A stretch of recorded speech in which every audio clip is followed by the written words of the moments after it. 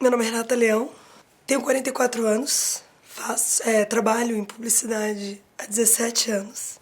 Nasci em São Paulo, meu pai trabalhava na IBM, anos 70.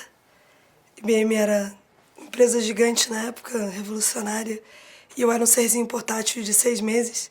E ele recebeu uma proposta para ir morar no Rio de Janeiro, a família toda foi para lá. Então eu sou uma paulista que cresceu no Rio de Janeiro, daí o sotaque, meio lá, meio cá. Enquanto eu morava no Rio de Janeiro, proposta novamente de IBM, eu falo da IBM, falo do trabalho do meu pai, porque isso pautou muito a minha vida. Fez com que a família fosse toda para Nova York. E a gente morasse 3 anos lá. E nesses 3 anos de Nova York eu aprendi a falar inglês fluente. Fluente, quase fluente, porque eu fiz elementary, middle school e high school lá. Então eu cheguei com 11 anos, voltei com 14 para 15. Voltando ao Brasil, continuei em escola americana, onde as matérias eram dadas em inglês. Uma escola aqui no Brasil, matemática, química, física, biologia, tudo em inglês. Fora português, mas todo o resto em inglês. Isso me ajudou a continuar com a fluência no inglês. Algo que eu não sabia até que ponto eu ia usar. Eu sabia que, todo mundo sabe que quando você cresce ou você entra na vida profissional, seja lá qual for, o inglês é muito útil, principalmente no Brasil. Então esse era o foco dos meus pais. Sou a terceira de 4 irmãos também. Outra coisa interessante. Então, meus pais muito focados nessa coisa da educação dos filhos, que os 4 falassem muito bem inglês, com fluência. Que isso ia... Com a mesma naturalidade, a gente fala português, a gente fala inglês. Graças a essa oportunidade inicial do meu pai de morar na IBM, voltando para o Brasil depois e seguindo os estudos em escola americana. Terminando a escola, eu entrei na faculdade de psicologia, Faculdade Federal do Rio de Janeiro, Universidade Federal do Rio de Janeiro. Enquanto eu estudava psicologia, eu queria ser atriz. E aí, na paralela, eu comecei a estudar teatro e pedi pro meu pai para fazer só teatro. Ele disse, de jeito nenhum. Você vai estudar, vai fazer, pelo menos você tem que ter um diploma universitário. Então, todo esse foco nos estudos, nesse preparo profissional, era uma coisa que lá em casa não tinha muito como discutir. Então, seja qual for o diploma, você tem que sair dessa... Pelo menos enquanto você está morando na minha casa, com diploma. Então, eu tenho um irmão que também é publicitário. Eu segui ele, mas ele é formado em administração... Formado não, ele fez os primeiros anos de advocacia. Tenho uma irmã mais velha que é advogada. Trabalha como diretora numa empresa de mineração, eu acho. Toda a parte legal dessa empresa de mineração ela cuida. E minha irmã mais nova mora em Madrid. Casou com um irmão de uma grande amiga. Escola americana. Foi morar em Madrid e hoje ela trabalha na Ernst Young, que é uma consultoria de TI. E ela dá cursos e prepara pessoas, então toda a parte chata que ninguém quer saber de empresas é ela que ensina as pessoas. Voltando à minha história, eu estudei psicologia, na paralela eu estudava teatro e tinha na minha cabeça que eu seria atriz. Nada ia me tirar do caminho, psicologia era uma coisa que eu ia intelectualmente me preparar. Vi que não tem nada a ver, teatro, psicologia, nada a ver. A psicologia ela tem um viés muito mais científico, principalmente na federal, porque você tem aula de anatomia, você tem aula de fisiologia, aula de tudo que é visto, tem um outro nome, tudo que é visto dentro do microscópio. Então, teve um estudo que eu tive que fazer que eu não esperava, um lado muito mais científico que eu não aguardava, mas eu achei que foi muito interessante no processo de estudar psicologia, que eu achava que era só filosofia e ficar ponderando e julgando pessoas. Enquanto isso, o teatro ia acontecendo, ia desenvolvendo. Então, de um curso de teatro na CAL, que a gente chama que é Casa de Artes de Laranjeiras, onde eles formam profissionais. Então, o meu estudo teatral também buscava um objetivo profissional para eu ter a carteirinha. Eu consegui emprego na Globo ou não sei aonde. Eu consegui todos esses direitos que você tem quando você paga impostos. Então, isso tudo dentro do household que eu tive. Meu pai sempre ensinou, pague impostos e faça a sua parte. Então, tudo certinho. Enquanto eu estudava psicologia e fazia teatro, eu vi que todo o meu estudo de teatro e tudo que eu sonhava no teatro ia acontecendo. Eu fui indicada ao prêmio de melhor atriz adolescente, uma peça adolescente que eu fazia na época, que teve uma época final dos anos 90. Teve um filão de teatro adolescente, depois do Confissões de Adolescente acho que é Maria Mariana. Domingos de Oliveira, acho que foi o diretor, ele botou a filha dele como protagonista, botou Ingrid Guimarães, outras 2 atrizes, E foi um filão, foi esse tipo... Ele ganhou muito dinheiro com essa peça, inclusive esse elenco. Rodou o Brasil, e aí outros produtores de teatro falaram, olha, vou começar a investir nisso também. E eu entrei numa peça, que era uma peça mais clássica, O Despertar da Primavera, muito antigo. E eu fiz uma personagem na peça, que era uma personagem secundária, mas devido à minha dedicação objetiva, não vou ser qualquer atriz, eu vou ser a atriz. Dei muita sorte e fui indicada. Então era eu, a Patrícia Perrone, que foi uma grande atriz, foi pra Globo, mas saiu, Ingrid Guimarães e Daniele Winitz. Eu não entendi o que eu estava fazendo ali no meio, mas eu fui uma das 4 indicadas. Então eu falei, você é uma grande atriz, esse é meu futuro, você é atriz. Enquanto isso, eu traduzia peças de teatro, tentava escrever meus mini sketches de teatro, estudava psicologia. Terminei psicologia, eu não quero fazer psicologia. Não é isso que eu quero. E agora, teatro. Teatro também é aquela coisa, faz peça difícil, é um meio muito difícil para sobreviver no Brasil. Eu entrei muito com uma ideia muito romântica do que era ser atriz, ou achava que só ser atriz, ou ser uma especialista em arte e cultura, porque eu lia muito, estudava peças de teatro, livros, todas as exposições. Eu era tudo que estava acontecendo em termos culturais no Rio de Janeiro, São Paulo, onde quer que eu fosse no mundo, eu tinha que saber tudo, porque eu era uma representante das artes. Então, era a minha postura. Chegou uma hora que eu falei, não vai rolar, não vou ser atriz. Não. E agora o que fazer? Me formei em psicologia, também não sentia que era uma coisa que eu ia desenvolver de um jeito honesto, eu diria, com coração. Sempre muito interessada nos estudos, a parte acadêmica me interessava muito, mas essencialmente eu não me via como alguém que ia tratar alguém. Eu via todo final de semana meu irmão, que eu morava em São Paulo, vinha pro Rio e contava o dia a dia dele em uma agência. E ele trabalhava na W Brasil na época, agência do Washington Oliveto. E ele via contando das campanhas que ele criava, e eu começava a falar, cara, eu acho que eu ia gostar de fazer isso. Não sei direito o que é isso, mas eu acho que eu gostaria de fazer isso. E pedi para um dia, ele virou diretor de criação numa agência que o Washington Oliveto até pediu que ele fosse, convidou que ele fosse sócio ou que ele tocasse essa agência, chamava Propaganda Registrada. E ele foi para lá. E eu falei, bom, já que ele tem uma agência agora, me dá um estágio? De jeito nenhum. O Washington não gosta, não. Nepotismo, uma coisa que não é interessante. Então, de novo, dentro da minha casa, eu tinha sempre um olhar muito rígido em relação a regras. Regras impostas por outros ou regras que meu pai dizia, vamos seguir as regras. Regras. Então, vida sempre pautada por regras, vamos seguir as regras e vai que... Não faço um ódio às regras, mas parece que na dúvida eu usava a regra para falar, bom, sei até onde eu posso ir, até onde eu posso não ir, até onde eu posso arriscar ou não. Deu mais um tempinho, cutuquei meu irmão de novo e falei, acho que 6 meses depois, Rodrigo, posso fazer um estágio de 1 mês? O que você quer fazer numa agência? Acho que eu quero ser redatora, fazer o que você faz. Ele falou, bom, que ele também é redator. Eu não acho que 1 mês numa agência de propaganda você vai entender o que é propaganda. Eu sei que é propaganda. A gente vê propaganda, eu cresci vendo propaganda. Entrar numa agência e entender o que é produzir comunicação e propaganda é outra história. São tantas camadas e coisas que eu fui aprendendo com o tempo, com os anos, são 17 anos, para hoje em dia eu falar, eu consigo, eu acho que eu entendo como a coisa funciona. Mas eu falava, mas 1 mês? Cara, 1 mês não é o suficiente. Mas você me daria a chance mesmo assim? Vamos lá. Não acho uma boa ideia, mas você quer perder o seu tempo. Claro que ele não falou isso, mas assim, brincando. Vamos lá, você tá afim, vai, que é uma coisa que pode ser interessante pra você. Mas você vai ter que dar um gás, você vai ter que... Ele foi claro comigo. Quando você entrar naquela sala de criação, todo mundo vai saber que você é minha irmã. Então você vai ter que trabalhar o dobro, o triplo. Porque todo mundo que tá lá teve que montar uma pasta, um portfólio. Você tá entrando porque você é minha irmã. Então eu já estou burlando o esquema e eu já comecei a ficar... Ai, meu Deus. Ele falou, bom, eu vou te dar a chance, mas a cadeirinha ali, quem vai fazer por merecer é você. Se ela vai ficar quentinha ou não. Se aquele computador, é você que vai dizer. E eu espero que você saia bem. E vamos ver o que acontece. Vim pra São Paulo. Depois de 6 meses de estágio, 6 meses, era um estágio de 1 mês, eu consegui convencer o meu irmão. Eu era o primeiro a chegar, a última a sair. Eu antes de ir embora, todo santo dia, eu perguntava pra cada um da criação, tem algo que eu possa fazer pra ajudar? E eu lembro que foi uma frase que eu Meu irmão tava falando, não, você tem que... Ele me dava uma certa orientação, porque ele já tinha vivido todo o processo e ele já era uma pessoa que já estava estabelecida no meio.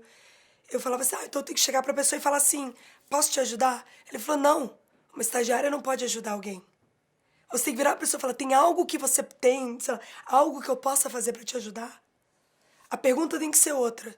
Tá bom, tem algo que eu possa fazer pra te ajudar? Ah, tem um spot. Então eu tava, assim, já terminei meu trabalho, podia ser 7, 8, 9 horas da noite. Se o redator tava ali atrapalhado com o spot ou com pouco tempo, o dia não rendeu, não conseguiu ter ideia. Tem algo que eu posso fazer pra te ajudar? Me ajuda com isso aqui. Ia pra minha mesa, rabiscava qualquer coisa, tentava vir com uma solução. Muitas das vezes não ia servir para nada, porque era um profissional ali já bem estabelecido. Eu era uma estagiária tentando ajudar, mas vez ou outra eu conseguia que um título de um anúncio seguisse. E aí uma hora eu via ele no layout na tela de alguém. Sei lá, um título de um tênis, eu vi o tênis, eu vi o título que eu fiquei ali horas pensando num raciocínio de venda, que tinha uma sacadinha engraçadinha. E eu olhava aquilo e falava, eu consegui, tô conseguindo. Então eu começava a ver aos pouquinhos as coisas sendo concretizadas. Depois de 6 meses, meu irmão bateu no meu ombro e falou, trabalho escravo é crime nesse país. Então agora você está liberada para montar sua pastinha. Espero que você tenha montado 6 meses, foi o que eu fiz. Eu montava a pasta, eu inventava anúncios, porque o meu trabalho ainda não era bom o suficiente para ser publicado. O que eu conseguia era colocar o meu trabalho no meio de trabalho de pessoas que já eram estabelecidas, que o job era delas, e eu conseguia, o cara tinha que levar 6 títulos para o cliente escolher um e ir para o jornal, título de anúncio. Então eu escrevia 40, ele escolhia um dentre os 6, e aí, se por acaso, eu acho que depois de 4 meses tentando, eu consegui colocar meu primeiro anúncio para Folha de São Paulo, para um jornal. Então eu consegui colocar o anúncio meu para um jornal falando de uma coleção sobre história do Brasil. Então eu fiquei tão emocionada, uma página dupla. Eu fiquei tão emocionada.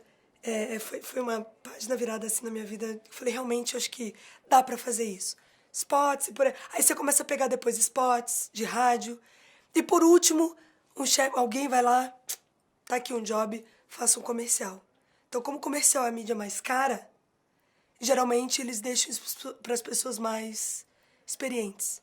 Eu fui pegar um filme, acho que depois de quase 2 anos de carreira, como uma redatora júnior, eu tive a oportunidade de começar a rabiscar ideias para comerciais de 30 segundos. Mas o que eu digo muito para as pessoas que trabalham é assim, praticamente 90% do trabalho, vou falar 95%, para ser justa. 95% do trabalho vai para o lixo. 5% vai para esses meios onde você vê. Talvez o digital abra um espaço um pouco maior, mas eu acho que qualquer mídia mais complicada, qualquer produção mais complexa, ela pede uma pessoa mais experiente. Raramente você vai ver alguém em começo de carreira pegando isso. Então foi 6 meses como estagiária. Comecei a rodar pasta, consegui meu primeiro emprego cobrindo as férias de alguém. Então era um freela de 1 mês. Terminou 1 mês e esse cara da vaga não voltou. Então, e era uma multinacional, TBWA na época. O diretor de criação falou, você gostaria de continuar aqui? Claro. E era um pouquinho maior que o salário de estagiário, mas eu tava ali aguentando e vamos nessa, é isso que eu quero, vamos nessa. Seguindo mais um tempo, essa agência foi comprada, ela fez um merge entre TBWA e Cápsula, que era uma agência brasileira, com essa multinacional. Passei pelo primeiro corte, então eles tiraram todas as pessoas mais velhas, que estavam lá há mais tempo na agência, estavam caras, eu acho, e queriam um lar mais fresco, um lar criativo. E eu era uma pessoa novinha, novinha, eu já estava com 30, mas ainda com essa energia de estagiário, querendo fazer pasta e querendo me provar. Então eu passei por esse primeiro corte, ganhei um momentinho, falei, cara, então é isso, tá tudo me dizendo que eu tenho que continuar. Então, quando eu vim pra cá, pra São Paulo, começar a propaganda, não tinha plano B. Então, acho que pra mim isso foi uma coisa que foi onde eu vi as pessoas, ai, não sei se é isso que eu quero, não sei se... Ai, às vezes é tão difícil, ficar propaganda é difícil pra todo mundo. É difícil pra todo mundo. E é democrático no sentido em que mesmo o filho do dono da agência vai ser estagiário e vai ganhar saláriozinho merreca. E vai ter que aprender o dia a dia, e vai ter que sujar a unha, e vai ter que ficar tirando ideia do chão, e vai ter que vir à noite, e vai ter que entender o que é propaganda ruim e propaganda boa. E vai ter que honestamente olhar pra uma coisa e falar, isso é bom pra caramba. Ou não, cara, isso aqui eu já vi um monte de gente fazendo, eu já vi isso parecido. Então você ser honesto, essa originalidade, esse autoestímulo, você se autoestimular, você, cara, é porrada todo dia. Não, essa campanha tá horrível. Não, não quero isso, vocês não entenderam nada. Então você saber ouvir crítica de um trabalho criativo como uma coisa tão de dentro, tão honesto, tão verdadeiro seu, tomar porrada e você falar, tudo bem. É uma ideia, eu posso ter outra. Então você pode bater nessa ideia, eu chego com outra, então você não tá batendo em mim. Então é isso que eu tento. Hoje em dia, depois de 17 anos, olho pra molecada e falo, cara, se distancie da ideia, e se o cliente não gostou, tem outra. E tem outra. E se alguém roubar a sua ideia, não tem problema. Pode levar, eu tenho outra ideia na sequência. Então é você se automotivar e nunca achar que aquela ideia vai ser a última, vai ser a melhor do mundo. Porque, cara, a gente não tá inventando a roda, a gente não tá mudando o mundo, a gente tá fazendo propaganda. A gente tá ajudando empresas a venderem, a gente tem um objetivo comercial no final do dia. Então é isso que a gente faz, não tentar ser artista demais. Nesse lugar aqui não dá pra dizer, eu sou um artista, vou fazer propaganda. Não faça isso. Eu sou um vendedor, eu quero fazer propaganda. Gostei de você. Eu sei contar história, eu quero fazer propaganda. Gostei de você. Eu gosto de coisas lindas, eu posso juntar coisas lindas e fazer um sabonete ficar mais bonito, um carro ficar mais interessante. Gostei de você. Então acho que as coisas que a gente compra e joga. Continuando minha historinha, 6 meses de estágio, cobri as férias de um cara, o cara não voltou, fechei o... Né, fui contratada, segui mais um pouco. De lá, fui demitida pela primeira vez. Acho que teve mais um outro corte. Fui demitida pela primeira vez, fui trabalhar no BOL, que era um grupo do UOL. Fiquei acho que uns 2 meses. Aí eu tive que aprender na unha a fazer programação. Para conseguir escrever as matérias sobre entretenimento do BOL, e acho que era uma área de promoção, eu tinha que aprender a programar. Comprei um livro de HTML e fui aprendendo a programar onde vai a imagem, o que eu sublinho, nananá. Depois disso, continuei mostrando a pasta, porque o trabalho do BOL era uma coisa que era fora da propaganda, eu não queria sair ainda, mas eu precisava pagar contas, os boletos não param de chegar. Fui para a FNASCA, consegui um trabalho como uma redatora júnior na FNASCA. FNASCA Satin, que era uma agência que eu sonhava em trabalhar. Quanto tempo foi na FNASCA? Acho que eu trabalhei 2 anos. Acho que foi de 2000 a 2002. Trabalhei com varejo e aprendi muito. E era assim, joga os roteiros, e mandava 10 opções. Os redatores mais sênios mandavam 4, 5, porque eram trabalhos mais... Eles já tinham, não precisavam ficar escrevendo 30 histórias pra você, eu mandava 10, 15. E ele é meu diretor de criação, tipo, cara, para de mandar tanta coisa, porque eu não vou ter tempo de ler tudo isso. E eu assim, não, eu quero muito, muito, muito publicar um filme, eu quero muito. Foi quando... Acho que foi isso, em 2002, exatamente 2 anos depois, que eu comecei a fazer propaganda. De tanto insistir e mandar muito mais do que era pedido, eu consegui que o meu primeiro filme fosse publicado, fosse veiculado. Aprovado pelo diretor de criação, na sequência aprovado pelo cliente e publicado. Em 2006 eu fui para a UMAP, BBDO, que também foi uma grande conquista na minha vida. Fiquei 2 anos na UMAP também. Voltei para receber um convite para voltar para a FNASC em 2008. Fiquei até 2012. 2012 eu saí da FNASC, fui para a Ogilvy. Fiquei 2 meses na Ogilvy e recebi a proposta para a PA, que era Pão de Açúcar. E eu achava tão lindo o trabalho deles, eu sabia que eu sabia fazer aquilo. E eu estava vindo numa maratona tão exaustiva de trabalho, na FNASC, na UMAP, na FNASC de novo, e na Ogilvy, porque são agências muito criativas, então uma exigência criativa, uma demanda que eu comecei a ter alergias, assim, eu tomar qualquer anti-inflamatório, eu tinha conjuntivite, ficava 3 dias com o olho inchado. Você fala, gente, o que está acontecendo com você? Então era essa convivência diária com o estresse, que para mim era o default. Viver estressada, viver sob pressão, com uma demanda incrível de entrega sem ninguém para ajudar. Tinha orientação de diretores de criação, é claro, mas no final do dia você tira a ideia do chão e você tem que resolver. Então foi ali uma época muito que eu aprendi muito, mas que foi muito desgastante fisicamente para mim. Então eu falei, vou fazer Pão de Açúcar, é uma coisa que eu sei fazer bem. Eu tô tranquila, eu tenho segurança de fazer com muita tranquilidade. Até então, 0 prêmios na minha carreira. Até então era tocar o dia a dia com sangue no olho, mas sempre qualquer jobinho que caía. Eu falava, cara, às vezes eles davam o mesmo trabalho para outro redator. Eu ficava tipo, cara, deixa eu resolver. Então virava uma competição, e eu sou ariana, né? Então, meu lado competitivo ia à tona, então isso é uma coisa que eu tô sempre competindo comigo mesma, mas quando tem outra pessoa, aí, cara, aí você vê o lado Ariana da Renata mesmo. Então, tudo eu sempre enfrentei com muita responsabilidade, acho que até demais, assim, isso pesou uma hora. Então, eu fui pra PA pra dar uma aliviada, foi um ano maravilhoso de trabalho. E aí, na sequência, a PA virou a Avaz, que é uma agência multinacional. A Avaz comprou a conta, virou um mesh-mesh. Me trocaram de conta, eu vi que não era uma coisa muito interessante pra mim, porque chega uma hora que não é só o trabalho que vem pra você. Você tem que escolher o trabalho também. Porque senão eu vou ter uma pasta só respondendo briefing e não propondo briefing. Parte da minha capacidade criativa vem também de eu olhar o negócio do meu cliente, entender o business dele e falar o que está faltando aqui, onde é que ele não está coberto. E eu preciso criar algo para atender essa necessidade ou essa questão específica de negócios dele, eu tenho que estar ali e atender criativamente. Ou como eu posso chegar... Então, assim, a minha pasta precisava de um sacolejo de outros clientes. Eu estava atendendo muito varejo. E foi quando eu tive a oportunidade de vir para Thomson, em 2014. E estou há 4 anos aqui. 2 anos como redatora, eu comecei como freela. Ia durar um mês, renovaram esse mês, renovaram outro mês. Começou a vir conta um pouco mais pesada. E como eu já tenho muita experiência, 15 anos de propaganda, vem, pode vir. Ah, tem reunião, tem que falar com o cliente, tem que criar o roteiro, tem que vender depois. Porque muitas vezes os criativos criam um roteiro e a gente tenta um quórum menor quando tem um diretor, alguém que geralmente tem uma agenda mais complicada.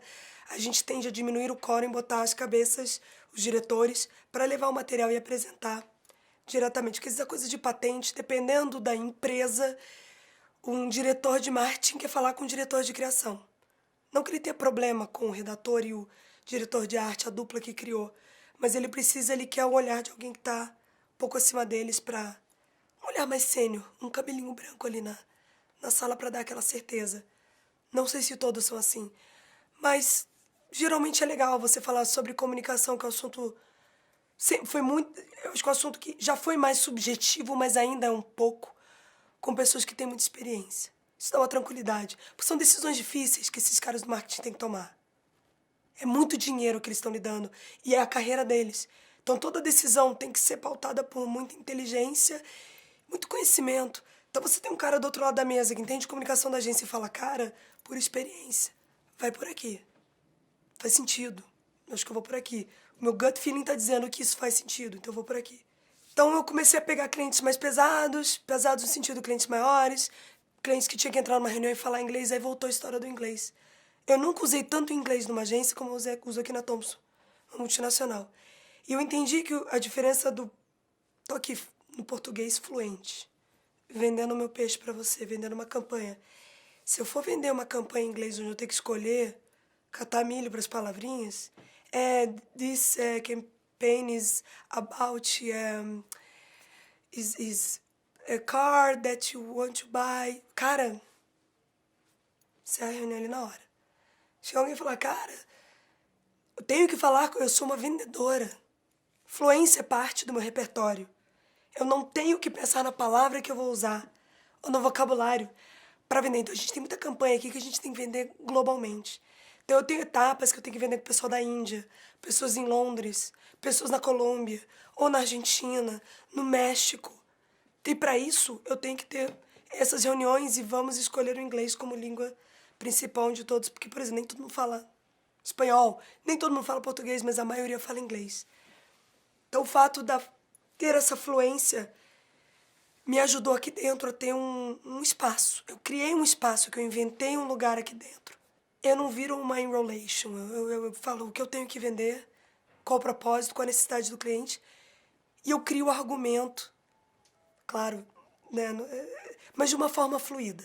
Olho no olho, não tô te escondendo nada. O que eu tô pensando, eu tô falando. Não tem because, não tem nada disso. Eu vou direto.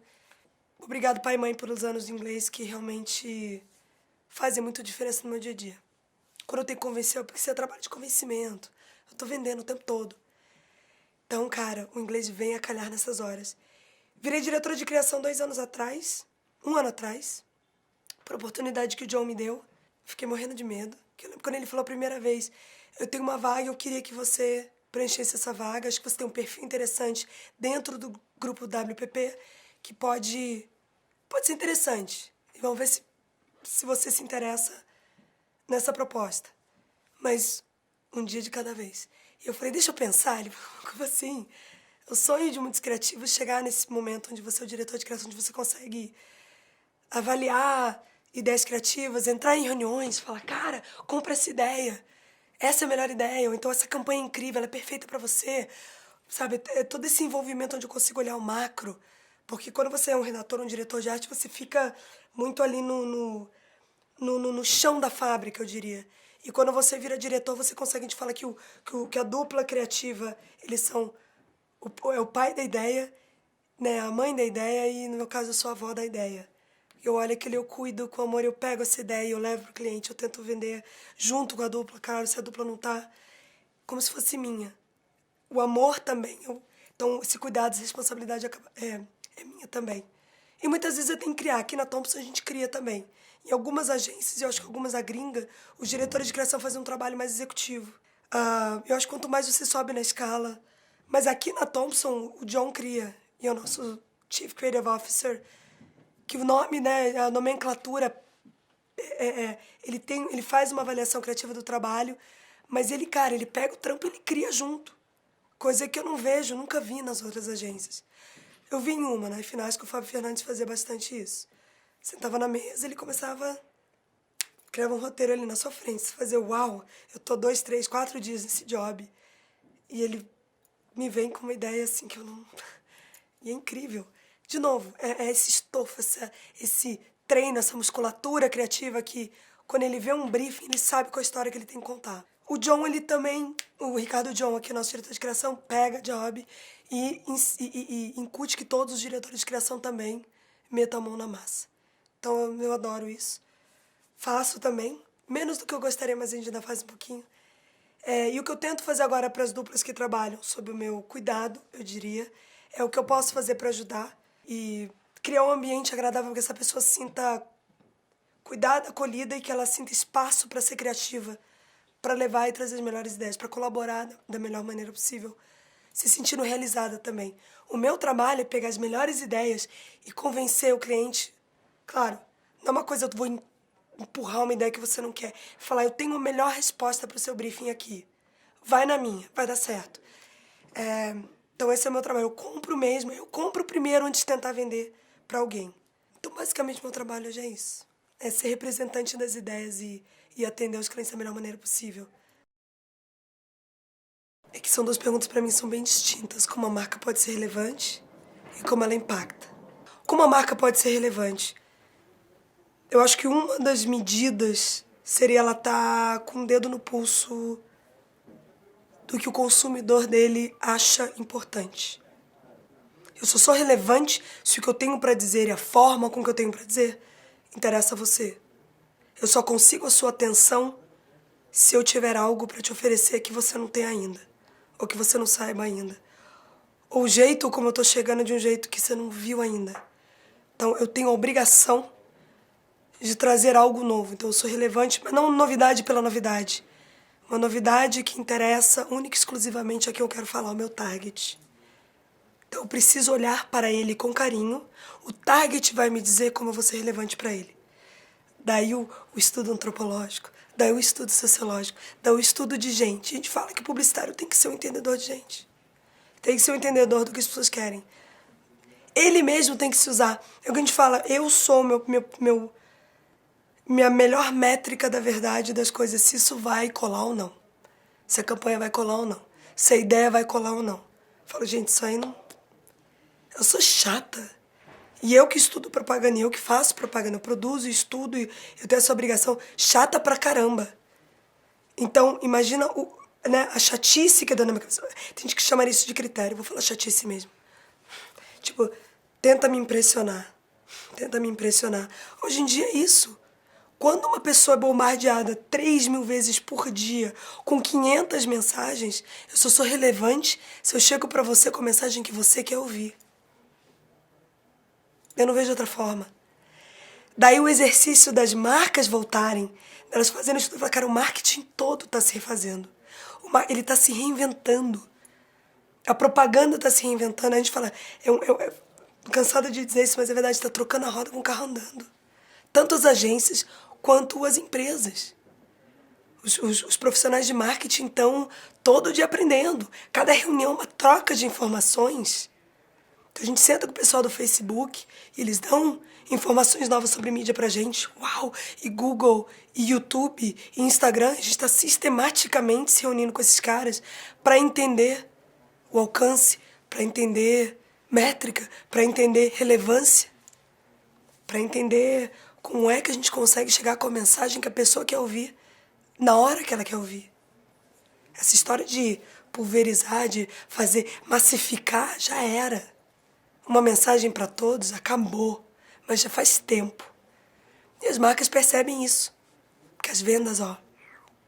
Então a gente entra na onda do, sei lá, a gente tem ondas. A onda do, como é que era? Ambientalmente correto. Não, tem que mostrar que eu tenho um footprint verde na minha produção e eu vou colocar isso no meu comercial. Eu quero falar de diversidade. Porque se agora a gente está falando de diversidade, daqui a pouco a diversidade é a normalidade. Então, cada hora a gente tem mini nomenclaturas para falar para as pessoas, cara, tá todo mundo no mesmo barco, como é que eu consigo chegar no maior número de pessoas, mas singularizando as mensagens. O digital é um ambiente muito interessante, é o melhor playground que você tem para fazer testes e para conseguir chegar nas mensagens particulares e direcionadas. Tem nomes específicos que a mídia tem uns nomes incríveis.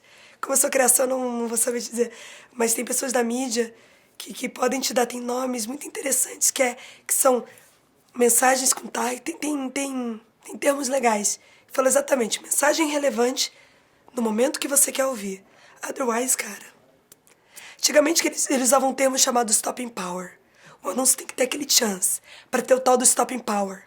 Hoje em dia, a gente chama de, a gente pega, vou sair dizendo que a gente pega um celular na mão e eu fico fazendo isso aqui o dia inteiro, no meu Instagram e no meu Facebook. Eu tenho que ter o tal do thumb stopping power. Que é o stopping power do dedão, cara. Que é a extensão do seu cérebro. Que ponto chegamos? A mensagem ela tem que ser visual.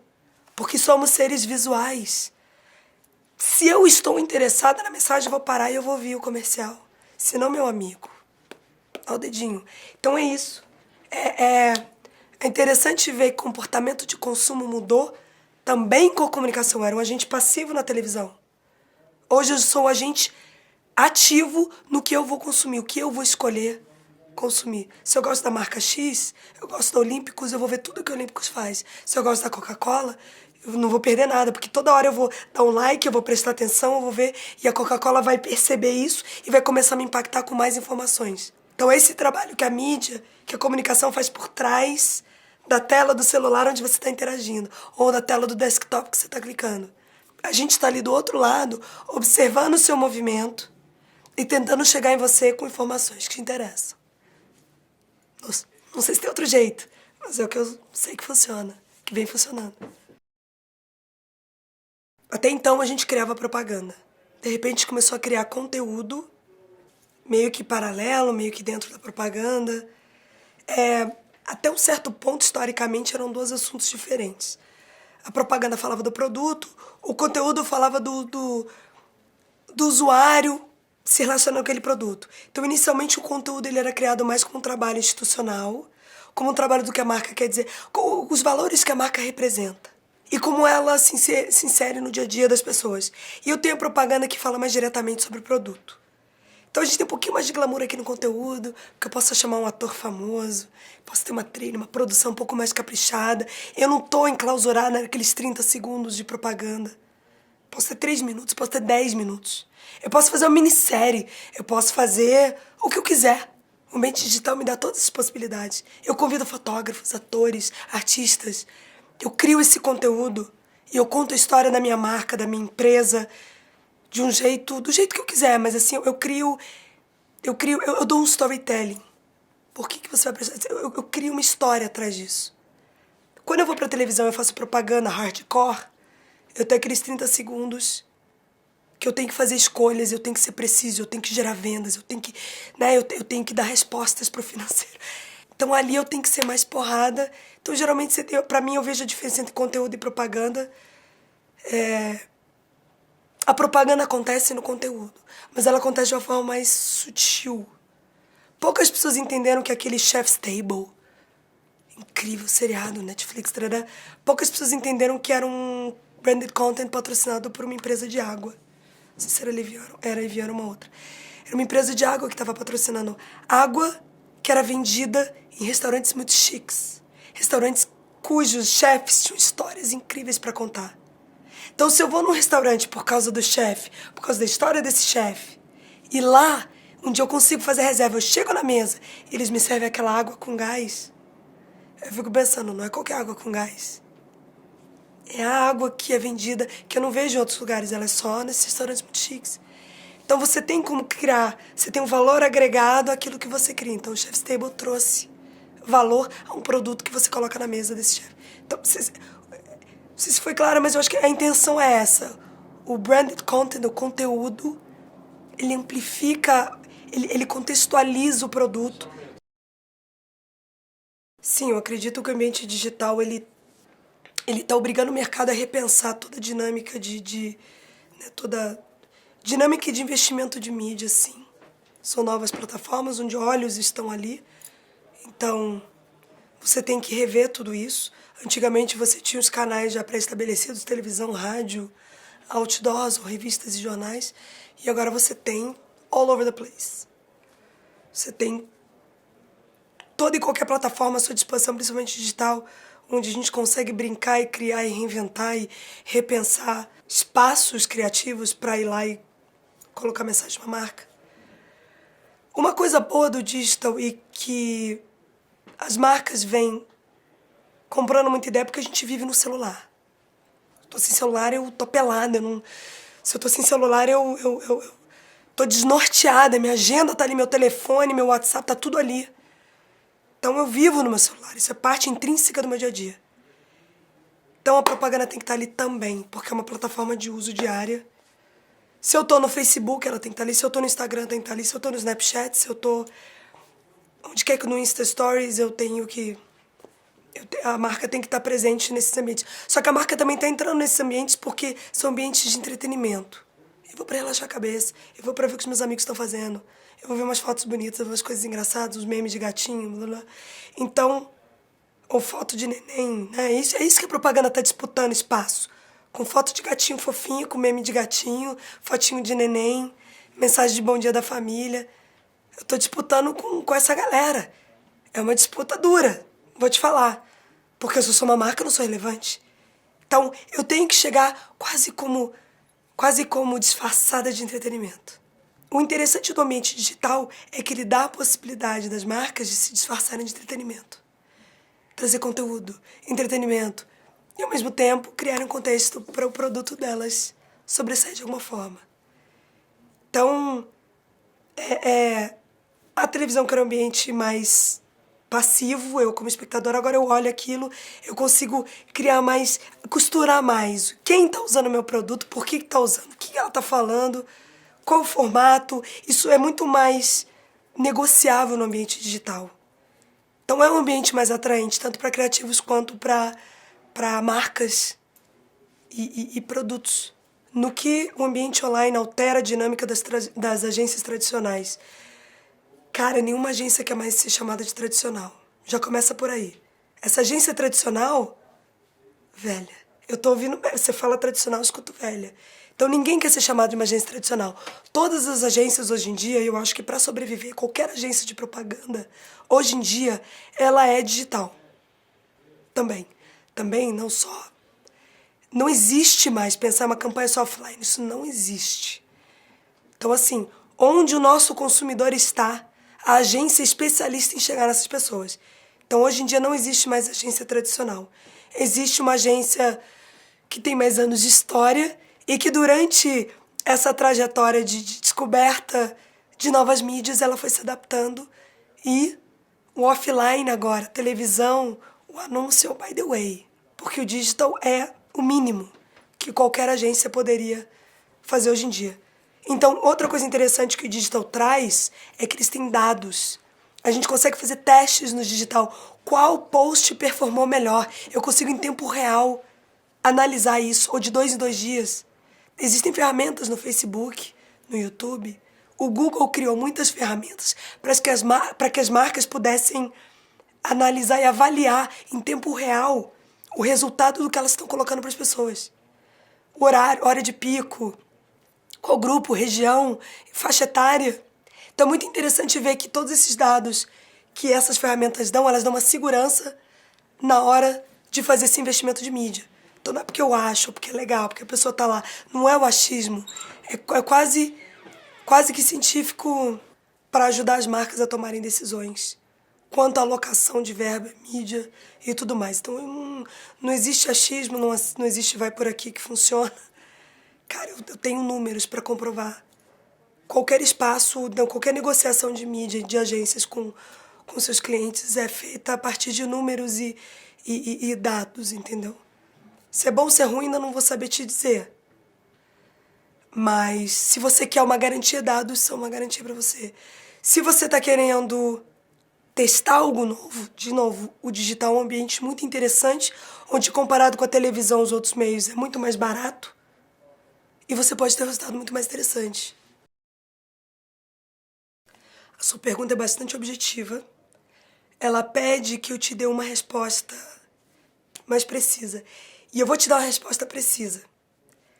O canal é a resposta pro objetivo de venda que eu tenho, pro objetivo de mídia que eu tenho.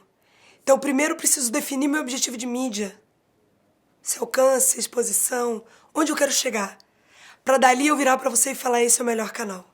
Então a resposta só vem, o melhor canal só vem uma vez que eu, como cliente, chego para você que é de uma agência e falo, eu preciso vender isso para esse público nesse tempo. Vai por aqui. Ah, não, eu tenho um tempo maior, eu quero construir uma coisa a longo prazo, não tenho um objetivo de venda, então esse canal e esse canal. Então você nunca vai ter eu acho que tanto as redes sociais, elas oferecem, elas são duas, por exemplo, Instagram, Facebook, YouTube.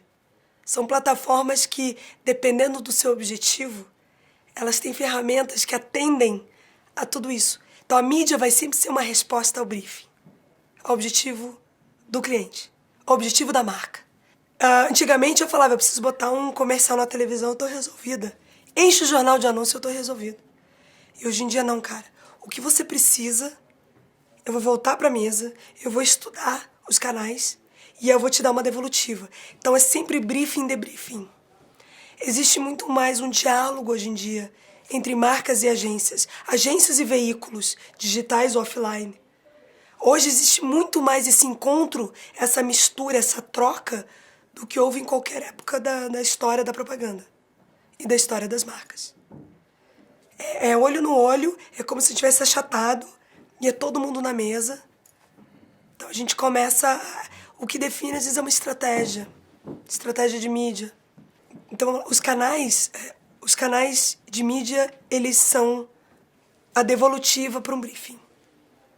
Eles nunca vão ser, olha, você precisa, televisão, rádio, resolve, não. Precisa entender exatamente o que você quer. E com uma decisão estratégica de negócios, eu faço esse desenho de alocação de verba para quais plataformas. Então não tenho como dizer, essa é melhor que essa. Porque essa tem uma finalidade, mesmo a gente sabe, não, o Instagram tem um papel, o Facebook tem um papel, o Google tem um papel, o YouTube tem um papel, mas eles podem ser complementares. E hoje em dia, a inteligência está na complementaridade dessas... A informação, ela pode ser a mesma essência, mas ela vem ela vem no formato de vídeo no YouTube, ela vem no formato de post no Facebook, ou ela vem no formato de uma imagem interessante no Instagram, no Carrossel, no Insta Stories, ou ela vem de outro jeito. Então, no Snapchat, num vídeo de X segundos. A propaganda ficou bem mais complicada hoje em dia, bem mais difícil, eu diria. Mas bem interessante também.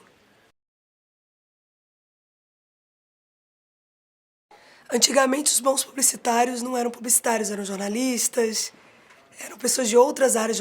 Mas, geralmente, muitos jornalistas, pessoas que tinham muita facilidade na escrita, eram estudantes de arte, eram artistas plásticos que faziam parte visual. Então, eram artistas.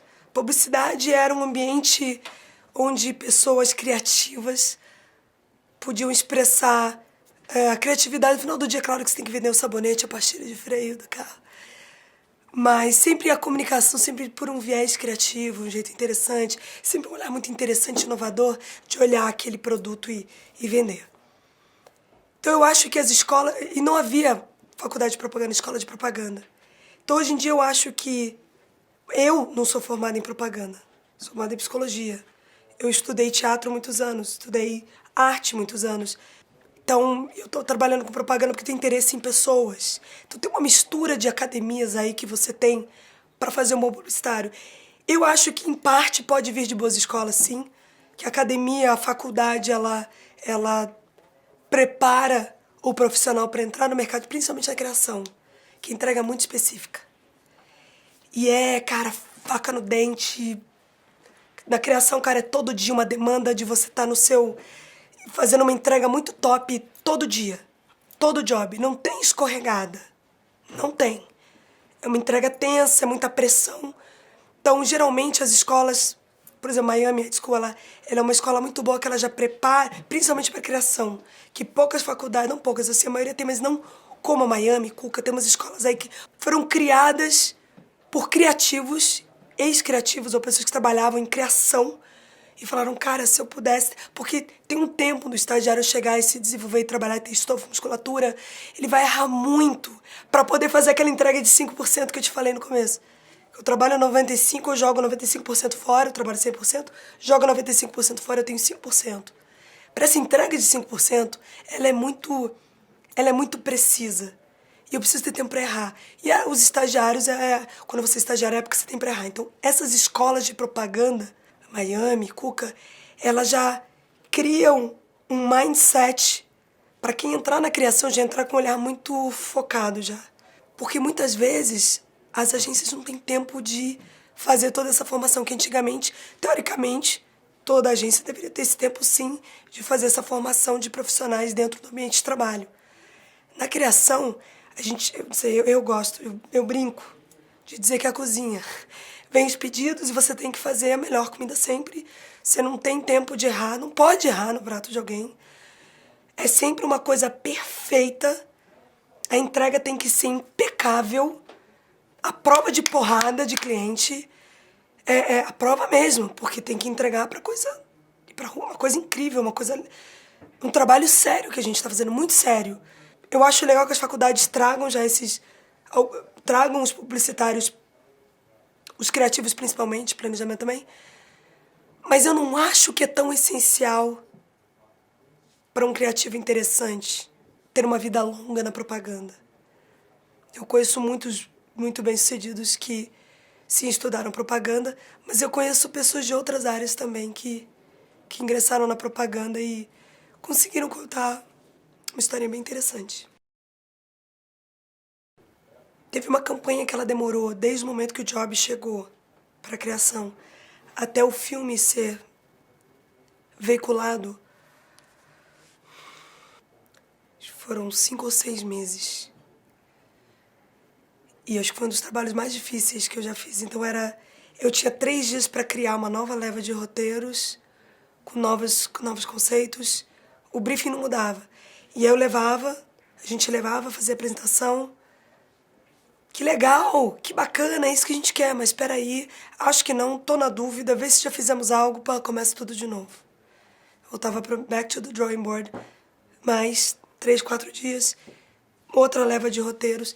E eu lembro chegando uma hora que eu tava num sábado, 7 da noite aqui na agência, ou num domingo, perdão, era um domingo, 7 da noite, tinha trabalhado no sábado, no domingo, tava assim, trabalhar, porque era o desespero de que a gente não pode ficar assim, sem essa campanha, a gente não pode ficar, era um compromisso que a gente tinha de colocar essa campanha no ar, mas havia uma resistência interna do cliente, uma série de questões, isso nem vem ao caso, da gente chegar no conceito certo, da mensagem correta, da gente conseguir conciliar todos os interesses de todos os grupos dentro do mesmo cliente. Então era um grupo aqui na agência, não aqui, mas nesse trabalho que eu estava nessa outra agência, que a gente chegava com com o material, eles olhavam, gostavam, ficavam na dúvida, acho que não. Daqui a 4 dias vamos ver novas ideias. Mesma coisa, daqui a 4 dias vamos ver novas ideias. Daqui a 2 dias vamos ver novas ideias. Então foi um looping. Chegou uma hora que foi nesse domingo, às 7 da noite, era aniversário do meu pai, lá no Rio de Janeiro, e eu não fui pra ficar trabalhando nisso. Teve uma hora que eu fui e terminei um roteiro, porque pra cada job eu abro um Word, né, que é o programa que todo redator usa.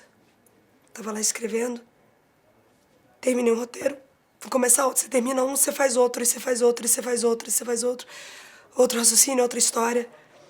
E aí eu fui clicar, era tipo página 62. Aí eu falei, nossa, tô no 72º roteiro. Para esse mesmo cliente, para esse mesmo briefing, para essa mesma história, para essa mesma data. E a gente não consegue chegar. Eu não tô conseguindo o argumento que vai fazer esses caras entenderem que qualquer uma dessas outras 61 ideias que vieram antes também poderiam atender. Qual o argumento de venda que eu não estou enxergando? Que vai fazer com que vire o game changer ali, que consiga fazer com que esses caras entendam. Qual seria o argumento que eu conseguiria criar para chegar nesse momento, cara, deles falarem, é isso, você chegou e não você. Falo você, mas é sempre uma equipe. Na época eu estava ali tocando, mas um grupo de pessoas sempre comigo.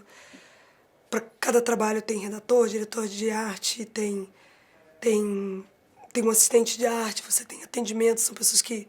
Então você tem uma série de pessoas que chegaram no insight, ajudaram. Então assim, mas no final das contas é o que a gente fala, é o roteirinho que você entrega, é o layout que você mostra, é a apresentação que eu chego e conto essa história pro cliente que ele vê no final. O que eu vou ver no Facebook? O que eu vou ver na televisão? Então a criação acaba chegando com essa peça que no final do dia você fala, todos os clientes só querem ver o trabalho da criação. Eu acho que não é uma percepção apurada, porque, de novo, criação ela é a resposta do planejamento, que é um estudo de mídia. Então, a criação é a última etapa. Ela tem planejamento e mídia que fizeram um super trabalho estratégico antes e falaram, cara, aterrissada é a criação. E é onde você vê a concretização de todos esses estudos, todas essas áreas aterrissam ali. Então, chegar e falar, cara, eu vou resolver sua vida com um comercial é difícil. Mas a gente estava num momento que era uma campanha gigantesca, com 1000 desdobramentos, mas a gente só ficava discutindo um roteiro de 30 segundos da televisão. O que me fez seguir adiante e falar, cara... E eu lembro ficando muito estafada e chegando na página 62 e falando, cara, eu não consegui convencer ainda. O que eu preciso dizer? Qual a história que a gente tem que contar? Para eles entenderem que a gente tem algo muito especial, que o insight está certo. Foi o dia que o cliente olhou e falou, é isso. Foi engraçado que eu cheguei em toda essa realização, toda essa loucura interna. E eu falei, será que é isso mesmo? Eu tô cansada. Eu quero, no final de semana, eu quero parar de pensar qual a melhor maneira de resolver, porque eu estou os últimos 4 meses só pensando nisso. E entram pessoas no job, saem, outros criativos entravam, ajudavam, davam ideias, legal, bacana, não sei se é isso. Chegou um dia que a gente falou, cara, vai ter que ser. Então, comecei a olhar todo o material que foi apresentado, fiz uma análise de consciência, vamos fazer um filtro aqui. Chegamos com uma leva de roteiros e é esse. Tã-tã-tã, tã-tã-tã. Nada apaga essa sensação de falar, cara, foi entregue. E nada apaga a sensação... Tem vários momentos. Nada apaga você ouvir de um cliente, cara, a campanha deu super certo. E a gente tá vendendo pra caramba. E o ponteiro fez, sabe, o ponteiro mexeu, e os gráficos subiram. E a gente tá vendendo pra caramba. Isso também é incrível pra gente ouvir.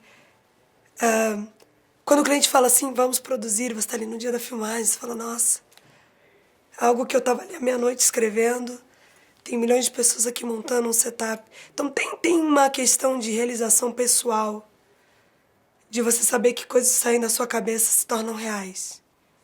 Nem que seja por 30 segundos. Isso é coisa que poucas profissões conseguem dar pra você. E tem, claro, falam de prêmios e tudo mais. Mas, de novo, ano passado a gente ganhou um prêmio com um cliente da casa, foi um prêmio de Unilever, que era um cliente que até então acho que nem o próprio cliente acreditava que seria possível. E a gente ganhou profissionais do ano na Globo. Com um cliente que seguia todas as regras e fazia animatics para fazer testes antes, para ver se a produção do comercial iria atender toda a métrica necessária e que, né, geraria vendas e bababá. Então a gente tem um sistema super, com esse cliente super certinho de entrega. Não tem muito feeling, ele é muito matemático. Que às vezes mata um pouquinho a subjetividade da criação, quando a coisa é muito matemática e passa por pesquisa, que a gente vive isso também. Então, voltando à sua pergunta. E o que me fez não desistir é aquele momento onde você fala, cara, uma hora isso vai acabar, uma hora ele não vai mais ter tempo de reprovar. O roteiro, ele tem que produzir alguma coisa, é um compromisso que a gente tem, ele precisa colocar algo no ar. E a gente tem ideias, a gente tem propostas interessantes. Se ele acreditar nisso, ele vai publicar, ele vai produzir esse material, ele vai entender. No momento que o cliente entende que essa solução vai ser boa para ele, aí a gente cria esse alívio. E quando você vê a possibilidade, por exemplo, essa conta específica, esse trabalho que a gente fez de 4 meses, de não desistir, essa resiliência, essa crença em dias melhores, foi super importante para que o cliente visse a agência com novos olhos e falar, cara, vocês são parceiros que eu realmente posso contar. E por isso, eu gostaria que você atendesse uma fatia maior do meu negócio. Então a conta, que o investimento era desse tamanho, ficou desse, porque a gente não deixou a bola cair. Única e exclusivamente para esse compromisso de falar, cara, temos que seguir. Eu ainda tenho essa visão romântica do negócio que o cliente satisfeito é aquele que vai te dando cada vez mais oportunidade. É aquele que te vigia menos, no sentido dele, ele fica te questionando menos, ele acredita mais no que você fala. Eu acho essencial, hoje em dia, de ter esse olho no olho com os clientes e ver que é uma confiança pessoal, na minha opinião, quase. Eu trago dados, eu trago insights. Nenhuma decisão do cliente ou da marca é piração. Super pautada em objetivos claros de venda.